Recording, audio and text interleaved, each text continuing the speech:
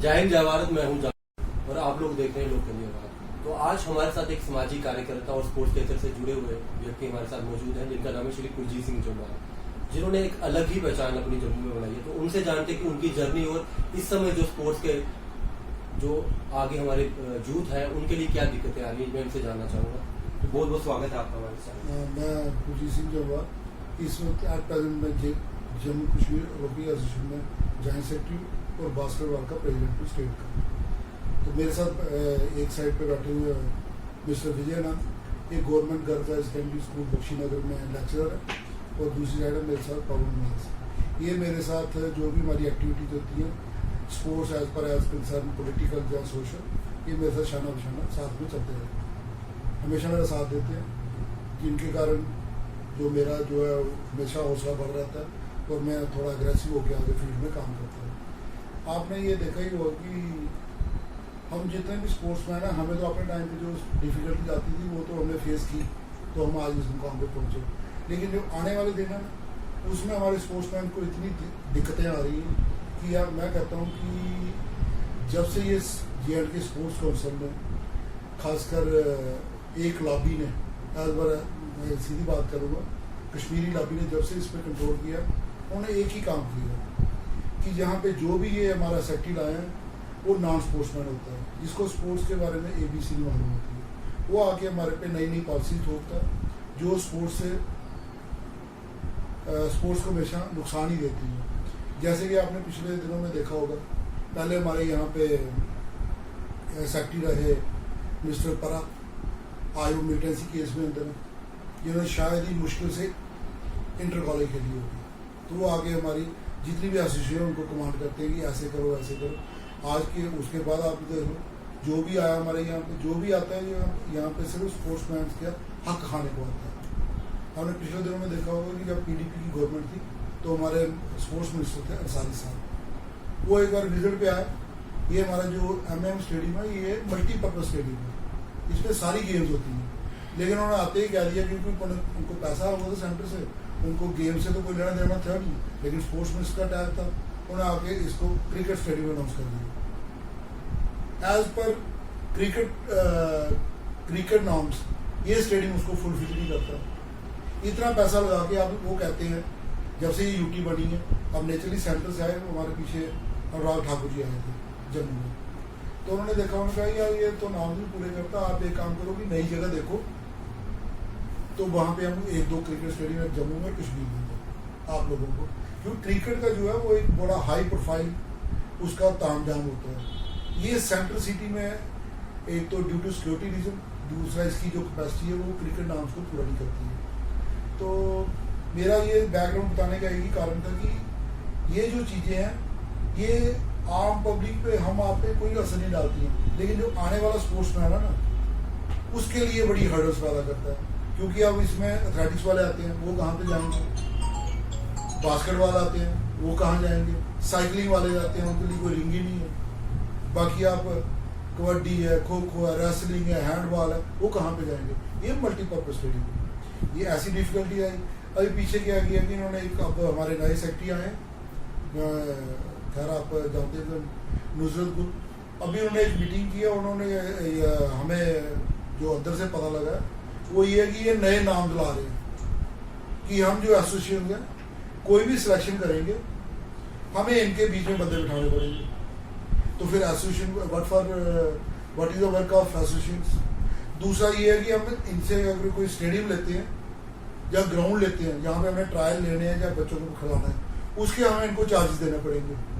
अगर एसोसिएशन ने इनको चार्जेस देने हैं तो हम प्लेयरों को क्या देंगे। इवन कि प्लेयरों को रिफ्रेशमेंट भी हम दे रहे हैं अपने से। ये सिर्फ ऊपर बैठ के इन्होंने एक मोनोपोली बनाई हुई है, नॉन स्पोर्ट्स पर्सन का ग्रुप बनाया हुआ है, 3-3 गेमों का ये ग्रुप बनाते हैं, सेंटर से पैसा आ रहा है कि ये इतने लाख का, इतने करोड़ का ये इवेंट हो गया। अब मुझे ये नहीं समझ लगती कबड्डी, खो खो, जहाँ ये छोटे छोटे इवेंट हैं, इनमें लाखों करोड़ रुपया कहाँ पे लगता है। मैं कहता हूँ कि अगर हमारे पास 1 करोड़ रुपया आ जाए तो मैं पूरे साल का जो अपना वो है, जो मेरा प्लानर है, वो उसको मैं डन कर जाऊँ, उसमें मैं नेशनल भी इन्वॉल्व कर लूँ, दूसरी इन्वॉल्व करूँ। इनमें सिर्फ डिस्ट्रिक्ट करानी होती है, ट्रायल लेने होते हैं, उसका ये लाखों करोड़ रुपया जो घपले हो रहे हैं, लेकिन पूछने वाला कोई नहीं। हम पीछे एलजी साहब से मिले थे, उन्होंने कहा हाँ मैं देखूंगा, ये जो हमारे नए एलजी साहब हैं इनसे हमारी बात हुई थी, लेकिन उन्होंने भी कोई पॉजिटिव रिस्पॉन्स नहीं दिया। तो बीइंग ए स्पोर्ट्स पर्सन, तो दूसरा मैं थोड़ा पॉलिटिक्स से भी जुड़ा रहा बैकग्राउंड में, क्योंकि पहले मैं मेरा जो स्टूडेंट कैरियर है एज ए हमारे जहाँ पे होती है जम्मू जॉइंट स्टूडेंट फेडरेशन, उसका मैं चेयरमैन था। तो हमारे उस वक्त भी स्पोर्ट्स प्लस ये एजुकेशन में हमें बड़ी डिफिकल्टीज आती थी, जिसके लिए हमने एक जम्मू का बीड़ा उठाया था कि जम्मू को कोई भी स्टूडेंट हो, चाहे वो स्पोर्ट्स मैन हो, उसके लिए हम लड़ेंगे। तो हम लड़ते रहे, हमारी हिस्ट्री रही। मेरे टाइम में मेरी चेयरमैनशिप में माता वैष्णो बिल पास हुआ, उसके बाद सिंगल कमीशन कोर्ट थी वो लागू हुई, रीपे सिस्टम खत्म हो चुका था वो मैंने लागू करवाया। फिर जो आपके जो प्रोफेशन कोर्सेज होते हैं लाइक एज MBA कंप्यूटर, इसमें क्या होता था, इसमें कोई कोटा नहीं होता था, मैं स्पोर्ट्स NCC कोई कोटा नहीं होता था, ये मैंने अपने टाइम पे रखवाया, जिसके कारण कि जो प्लेयर थे या दूसरे लड़के थे उनको थोड़ी आसानी एडमिशन्स लेने की, यूनिवर्सिटी में आगे निकलने में आसानी। उसके बाद जब हम पॉलिटिकली में हम देखा कि हमारा जम्मू वाला में कोई भाई बाप तो है नहीं। हमें क्या है कि दिल्ली वाले भी उठते हैं, उनकी फ्लाइट सीधी कश्मीर में होती है, चाहे वो हमारा कोई स्पोर्ट्स कंसर्न आ जाए या पॉलिटिकल कंसर्न आ जाए, तब भी हम सेटबैक झेलते रहे। अब यूटी बनी है, अब भी हम सेटबैक झेल रहे हैं। अब सेटबैक झेलने के कारण ये नहीं है कि कोई कश्मीरी हम पे राज कर रहा है, अब डायरेक्ट हमारे पे राज तो जम्मू वाले कर रहे हैं, हमें हर चीज़ में बेनिफिट हो रहा है। लेकिन मैं कहता हूँ कि जो सेंटर है उसको थोड़ा सा ध्यान जो है अपना स्पोर्ट्स पे भी देना चाहिए, क्योंकि जो जम्मू के लड़के हैं, क्योंकि इनकी बैकग्राउंड जो है वो मैक्सिमम डिफेंस रिलेटेड है। ये डिफेंस रिलेटेड जो आदमी होगा, चाहे वो बड़ा हो चाहे छोटा हो चाहे बुढ़ा, उसको स्पोर्ट्स की तरफ बड़ा ध्यान होगा। ये एजुकेशन में अगर थोड़े वीक है तो स्पोर्ट्स में अच्छे मार्क्स क्लियर करके मेडल्स क्लियर करके ये अपनी जॉब आगे क्वालिफाई कर देते हैं। लेकिन आज के दिन में हमारे पास ये है कि कोई स्टेडियम नहीं है जहाँ पे हम बच्चों को प्रैक्टिस करवाएं। हम कोशिश करते हैं कहीं प्राइवेट ज़मीन ले ली, उसका किराया देना शुरू हो गया, वहाँ पे हमने प्लेयरों को प्रैक्टिस करवाते हैं, उसके बाद सिलेक्शनें करते हैं। आप यकीन नहीं करोगे कि हमें आज तक हर एक स्टेट में चले जाओ, वहाँ पे ओलंपिक भवन है, हमारी स्टेट में कोई ओलंपिक भवन नहीं है। आदि स्पोर्ट्स एसोसिएशन जिनके पास कोई ऑफिस नहीं है, जबकि ये गवर्नमेंट का काम होता है एसोसिएशन को ऑफिस या काउंसिल का काम होता है तो उनको ऑफिस प्रोवाइड करवाना। पहले जो होती थी हमारी एसोसिएशन, उनके पास चाहे स्टेडियम में एक कमरा हो जहाँ कुछ हो वो होता था, लेकिन आज की डेट में ऐसा कोई इंफ्रास्ट्रक्चर नहीं है। ये हमने सेटबैक झेला है। तो हमारी गवर्नर साहब से यही दरख्वास्त है कि अगर आप आए तो ठीक है, मैं नहीं कहता कि आप कोई कश्मीरी हमसे अलग है, वो भी J&K के स्टेट है तो आप पूरी स्टेट को देखो, लेकिन जम्मू वालों को जरूर देखो। जम्मू वालों को देखने का कारण ये है कि जम्मू वाले कभी भी पाकिस्तान जिंदाबाद नारा लगाएंगे, जब भी लगाएंगे जम्मू जिंदाबाद ही नारा लगाएंगे और हिंदुस्तान जिंदाबाद नारा लगाएंगे। तो कहते हैं ना कि जो बच्चा माँ बाप के कहने पे चलता हो, माँ बाप कहने का मेरा मतलब है कि सेंटर, तो जो सेंटर के कहने पे चलता हो, सेंटर की पॉलिसीज को अडॉप्ट करता हो, वो तो प्यारा बच्चा होना चाहिए ना। लेकिन उसके साथ सुतेला व्यापार क्यों है? उसका सुतेला व्यवहार एक ही कारण है कि जो इन्होंने फ्लाइट को अपनी को कोई भी ब्रेक नहीं लगाई है जम्मू एयरपोर्ट के लिए, सीधा कश्मीर में उतरते हैं, कश्मीर में ही सारा कुछ आता है। जम्मू वालों को अभी भी नहीं कुछ मिल रहा है, इस पे गवर्नर साहब को ध्यान देने की जरूरत है। बाकी ये मेरी तरफ से जम्मू वालों को एक मुबारकबाद है, जो सेंटर ने हमें तोहफा दिया, दैट इज यूटी। हम जम्मू वाले यूटी पे खुश है, पॉलिटिकल लोग खुश हो ना हो, लेकिन हम जरूर खुश हैं, क्योंकि हम लोगों को थोड़ा थोड़ा अपना हिस्सा मिलना शुरू हो गया। जिस तरह से यूटी बढ़ने को 2 साल हो जाएंगे, 10 मिनट, उसके बाद स्पोर्ट्स में किस तरह के बदलाव आए? अभी तो मैं एक ही बात कह सकता हूँ कि ढाके 3 बात, हाथी के दांत दिखाने की और खाने की। अभी हमें कुछ नहीं, क्योंकि इनको मैं एक बार असेंबली में मैंने एक क्वेश्चन डाला था इनको कि what is the policy of your on sports. तो हमारे मिनिस्टर साहब थे अंसारी साहब, उन्होंने जवाब दिया कि जब से ये स्टेट बनी हुई है, 70 साल तो हो ही गए हमें, तब से अभी तक कोई स्पोर्ट्स पॉलिसी नहीं बनी है। आप ये चीज़ सोच सकते हैं कि ये हमें कहते हैं कि जम्मू वाले जो हैं J&K वाले कम्पीट नहीं करते पंजाब से, महाराष्ट्र से, वो कैसे कम्पीट करेंगे? जिस स्टेट में आज तक पॉलिसी कोई नहीं है, वहाँ पे कम्पीट कैसे करेंगे? जिस तरह से आप बोल रहे थे कि करोड़ों रुपए के फंड्स आते हैं, तो वो कहाँ जाते हैं फंड्स? देखिए जी, लैकनेस ऑफ नॉलेज, क्योंकि आप मैं जैसे स्पोर्ट्स रिलेटेड हूँ, आप मुझे मेडिकल लाइन में डॉक्टर बना देंगे, हूँ मैं स्पोर्ट्स रिलेटेड, अब मैं मुझे कर देंगे आपकी जाके ऑपरेशन करो, तो मैं ऑपरेशन नहीं कर पाऊंगा। इसी तरह ये है कि हमारे यहाँ पे ये हो रहा है कि स्पोर्ट्स में आप कभी स्पोर्ट्स काउंसिल में जाएंगे ना, वहाँ पे आप देखेंगे नीचे से लेके ऊपर तक जितना भी तबका बैठा हुआ ना, अनटचेबल है विद स्पोर्ट्स। उनको स्पोर्ट्स से कोई लेना देना नहीं है, कोई नॉलेज रखते हैं, लेकिन कमांड कर रहे हैं किन पे? हमारे जैसे एक्स स्पोर्ट्स पर्सन से, एसोसिएशन पे और प्लेयर्स पे। तो इसी तरह समझ लें आपकी फंड्स को कंट्रोल कौन कर रहा है और गाइड कौन कर रहा है। यही कुछ लोगों की मिली भगत है, जो फंड्स आते दिखाते तो हैं, लेकिन लैब्स होते हैं कि खा जाते हैं, वो आज तक हमें समझ नहीं। जिस तरह से आपका क्वेश्चन था बीच में कि आपको अगर बच्चों का ट्रायल लेना हो, कुछ भी लेना, तो आपको एक पे करके कोई ग्राउंड आपको हायर करनी पड़ती है। अभी इन्होंने एक नई पॉलिसी निकाली है, अभी फ्रेम हुई है वो, जो विद इन डेज मेरे ख्याल में आ जाएगी, उस पर हम थोड़ा एक्शन करने जा रहे हैं। अब ये कह रहे हैं कि हमें कोई भी ग्राउंड लेनी होगी, जब कुछ भी लेना होगा, उसकी हमें इनको फीस देनी पड़ेगी। जो ग्राउंडें बनती हैं वो for the betterment of sports बनती हैं, ना कि उस पर आप एसोसिएशन से और स्पोर्ट्स मैनों से, क्योंकि जब आप एसोसिएशन पे जो बर्डन डालोगे तो एसोसिएशन किस पे बर्डन डालेगी?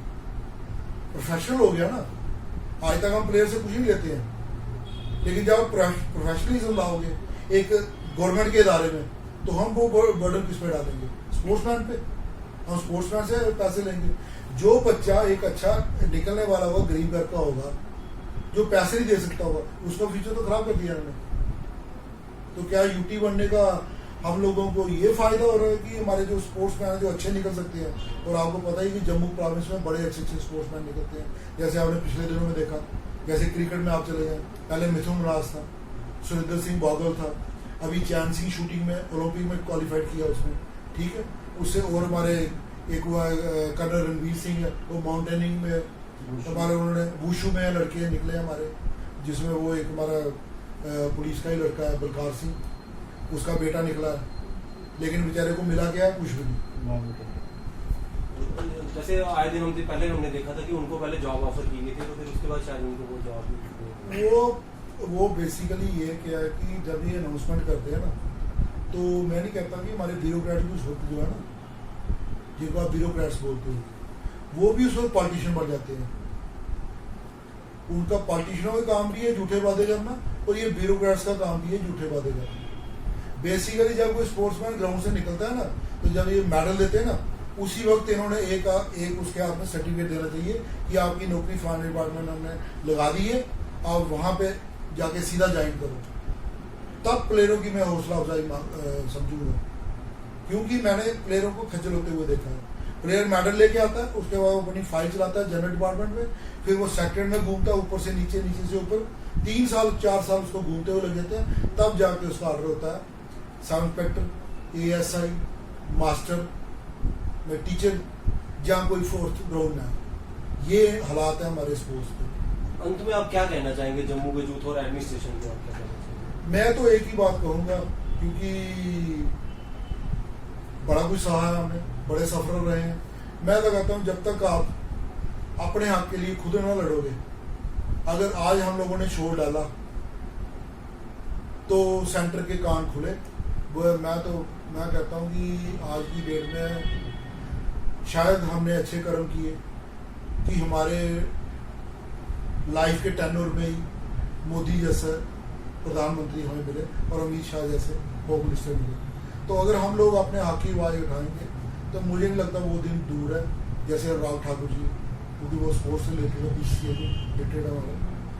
तो ये हमें स्पोर्ट्स में या किसी और फील्ड में हमें कोई कमी पेशी रहेगी, लेकिन आवाज़ हमें खुद ही उठानी पड़ेगी। जैसे कहते हैं ना, अपनी रोटी खुद ही खानी पड़ती है, कोई आपके मुंह में नहीं डालता है। तो ये थोड़ी आवाज़ उठाने की जरूरत है, चैनलाइज करने की जरूरत है यूथ को कि अपने हक के लिए लड़ो।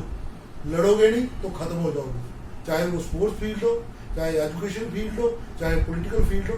लड़ना पड़ेगा, हक मांगना पड़ेगा और छीनना पड़ेगा, तब जाके काम होगा। लेकिन इतना मुझे उम्मीद है कि जो सेंटर में हमारे इस वक्त सरकर्दा बैठे हुए हैं। उनकी नज़र जो है जम्मू पे पूरी है, लेकिन उसके बावजूद कुछ लोग उनको बरगला जाते हैं, जो बेसिकली बेडरूम लीडर्स हैं हमारे जम्मू के, वो जाके उनको मिसगाइड करते हैं, क्योंकि उनको एक ही चीज़ की जरूरत है जो हमारे बेडरूम लीडर है कि मोदी साहब हमें कोई एमएलए की, जब कोई एमएलसी की, जब कोई कारपोरेटर की टिकट दे दे तो हम वो लड़े।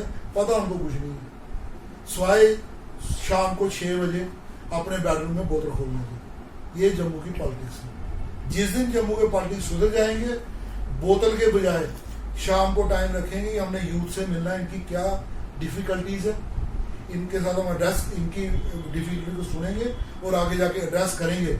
उस दिन जम्मू के हालात जो है सुधर जाएंगे और जम्मू चेंज होएगा, और वो दिन दूर नहीं है जब जम्मू चेंज होगा। बहुत बहुत शुक्रिया। मेरे साथ ही कुलजीत सिंह नरवाल जी, तो इनका सीधा सीधा कहना था कि जो डॉक्टर ही नहीं है तो ऑपरेशन कैसे कर सकता है, जो स्पोर्ट्स पर्सन नहीं है तो वो कैसे